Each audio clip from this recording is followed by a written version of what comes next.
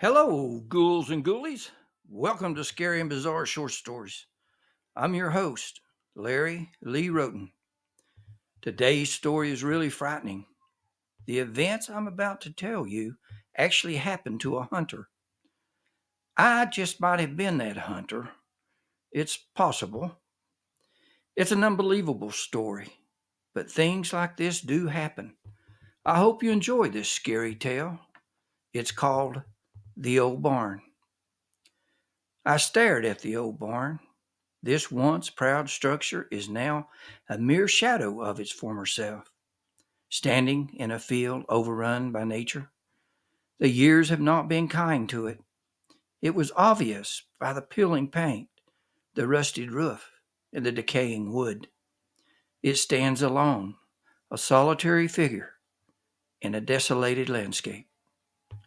Rumor has it that the barn is wicked, haunted by nasty and evil ghosts. Some have witnessed a dark figure roaming the area, slipping in and out of the stalls and doorways. Others say they have seen multiple ghosts, spirits, and apparitions walking in the pasture and standing in the small cemetery, a long forgotten burial ground overran by wild grasses and briars. My story begins on a misty morning. I had been given permission to hunt in the woods behind the farm. The owner, a weathered man with a haunted look in his eyes, cautioned me about the barn. "Stay away from the barn," he warned.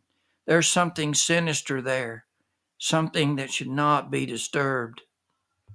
At that time, I was a firm non believer in the supernatural. Ghosts, if they did exist at all, were undoubtedly evil. I dismissed them as mere figments of imagination, stories concocted to frighten the living. Little did I know how wrong I was. On my first day in the woods, I could see the old barn in the field. It was in poor condition and stood as a reminder of the olden days. Mother Nature had taken back the fields and sowed various types of wild grass, briars, and small cedars. They grew in numerous patterns, each relentlessly trying to outdo the other. The old house's foundation had all but vanished. The only remnant visible was one of the chimneys. Now, after years of neglect, it too was succumbing to a slow death, deteriorating with age. An old wire fence surrounded the small cemetery. The barricade hung heavy with thick honeysuckle vines. It had all but disappeared beneath the dense plant. As I sat in my tree stand, watching the fields and woods, I saw a man dressed in overalls and a plaid shirt walk from the old cemetery to the barn. I was surprised, as I had been there since first light, and no other vehicles had driven into the farm. I was sure I was the only person hunting in that area, so I wondered about his presence. Around 2 o'clock, the skies began to darken. A distant sound of rumbling thunder alerted me of an approaching storm. I didn't want to be in a tree during a lightning storm. I headed toward the barn, thinking I could sit the storm out. I was ignoring the owner's warning. As I entered the barn, the rain started falling. The large drops of water brutally assaulted the roof, sending a comforting sound throughout the old structure. It sounded wonderful. I had my backpack, found a dry corner in the aisle. I sat with my back against the wall and ate a sandwich. Afterward, the rain hadn't let up, so I sat thinking about the old barn's history, how, at one time, it must have been a busy working outbuilding, probably the jewel of the farm. I could visualize workers coming and going, storing hay and tobacco in the loft. I could imagine the different animals in the stalls, waiting to be fed. I was warm, dry, and comfortable, and as the rain fell onto the roof, the showering noise slowly mesmerized me, sending me into a gentle sleep. I don't know how long I slept, but a loud thud awakened me. As I came to my senses, I saw a man dressed in black hanging in the aisleway.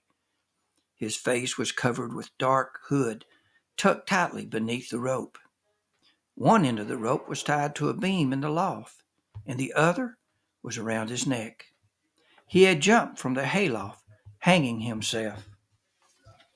I was mortified, scared beyond words. As I rose, the man moaned and started moving, taking his hands and pulling at the rope around his neck. I slumped down on the ground in disbelief, seeing what was happening, knowing I should help, but I couldn't move. It was as if something was slowly paralyzing me. The man tugged on the rope, trying to free himself. He struggled as he hung by his neck, trying relentlessly to breathe. Moments passed like minutes, and as the man twisted and squirmed, finally he dropped his arms and succumbed to the darkness. Death wasn't quick for him. I couldn't believe what I had seen. I regained my composure and realized I could now move, but I found standing difficult. I was tired and weak. I pushed myself to rise. I knew I needed to leave. Once more, the hanging man started his ritual of trying to free himself, jerking and moving as he tugged at the rope. The man I had seen earlier suddenly walked out of a stall, and he stared at me. There were two now. I was terrified beyond words. The second man was the man I had seen walking from the cemetery to the barn. He wore overalls and a plaid shirt. An old slouch hat hid his face. He stood there and stared in my direction. I managed to stand with the wall's help, but never took my eyes off the man in black. I could feel a heaviness settling around me, and breathing was hard. It's hard to explain, but I knew the hanging man would be coming for me. I could feel his wickedness. I was still standing, but found it difficult to walk. Whatever was draining me of my energy was rendering me vulnerable and helpless.